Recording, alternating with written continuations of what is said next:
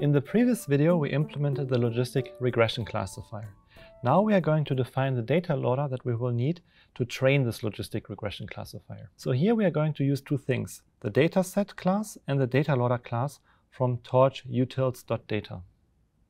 So here we are going to define our own myDataset class that is a child class of the dataset parent class. And what it does is that it takes feature array X or feature tensor and label array Y or label tensor and assigns that first to these labels and feature attributes. And then we have a getItem function that will fetch individual training records from this array X. So X here is really the training dataset consisting of the features, and Y is the label array. So and then based on an index here, the getItem method will return one data point X and the corresponding label Y. There's one more method we have here, that's the length function, and that simply defines the number of examples in our dataset.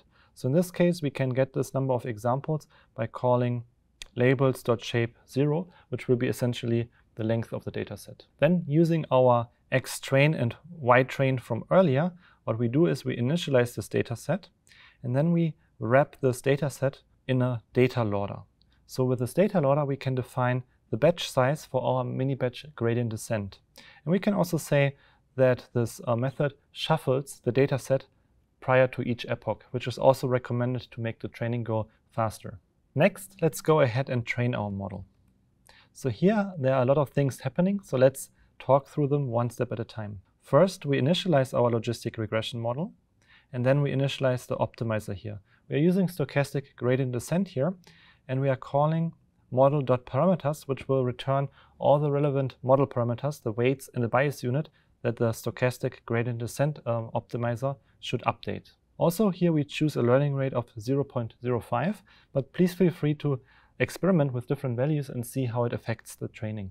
We are then training the classifier for 20 epochs, so our training loop looks as follows. So we have a for loop over the number of epochs, and we set the model into training mode that is recommended for certain behaviors.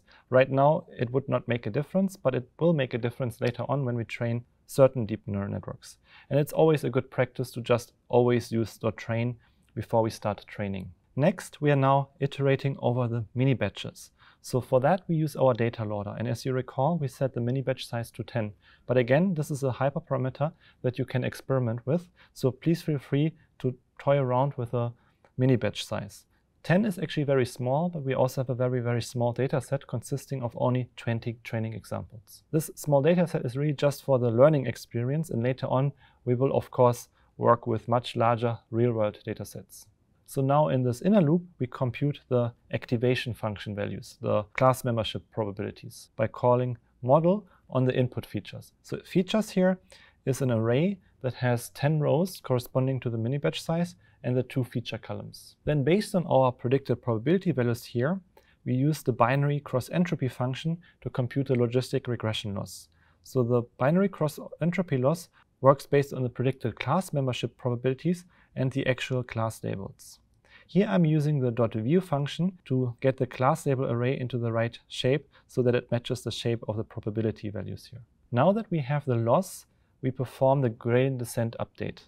So for that, like we discussed in the previous video, we first set the previous gradient to 0, then perform this backward function, which will compute all the gradients relevant for the update, and the optimizer.step function will actually perform the parameter updates.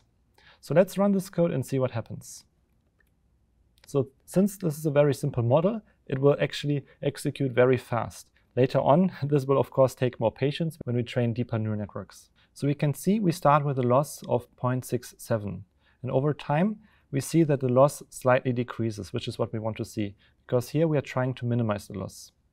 However, the loss is already very small to begin with, because in the first iteration, the logistic regression already learned very efficiently. So here we see now how our typical training loop looks like. And in the next video, we will see actually how well our logistic regression model performs and how its decision boundary looks like.